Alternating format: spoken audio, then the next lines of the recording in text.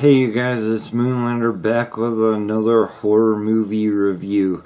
And today we're going to be looking at a new movie called Ouija House.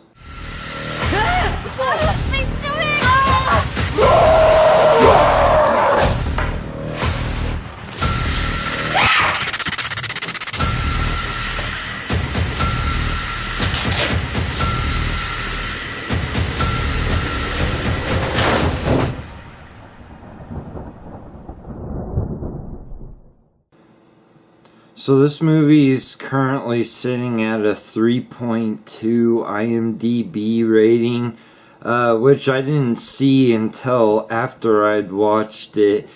But and the cover doesn't look good, and it says it's starring Tara Reid and Dee Wallace.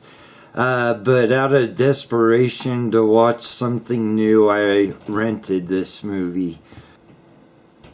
So this movie starts off with Tara Reid using a Ouija board in a house where people were murdered, tortured, and missing, in that order.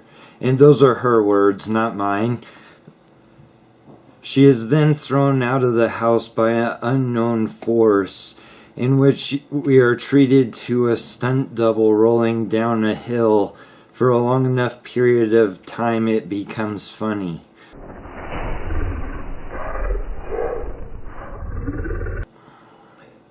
"20 years later or so, Tara Reid becomes Dee Wallace. And this Dee Wallace is shouting at her daughter while pointing a crucifix at her, telling her not to go to this very house in which she was thrown out of. And now this daughter wants to go there so she can write a book about it, so she can get money in order to get her Dee Wallace's home back, in which she's being evicted from. So she takes her boyfriend, some random black guy, and a girl that stuck her tongue down her boyfriend's throat one time. So the things I liked about Ouija House is this is probably one of the funniest movies that I have seen in recent memory.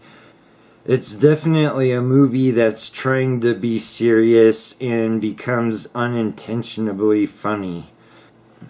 It's full of funny lines. At one point, the boyfriend says that they're going to a house where a bunch of babies were killed and they're going to sleep there. And then there's an odd shot of one of the girls putting lotion into the black guy's hand.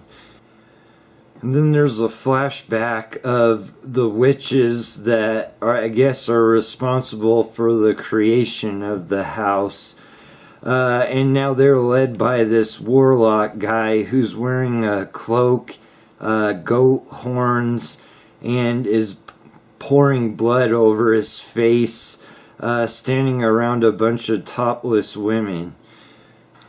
So the things I didn't like about Ouija House is all of the comedy pretty much happens in the first half of this movie. The second half is trying to be scary in the middle of some nonsensical story. I have no idea what was going on. They were running around peeling paint off the wall, revealing letters.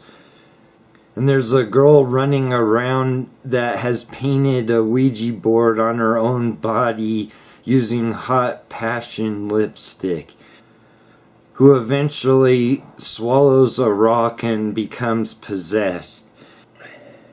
So my final thoughts on Ouija House is this is probably only worth watching to people who enjoy bad movies.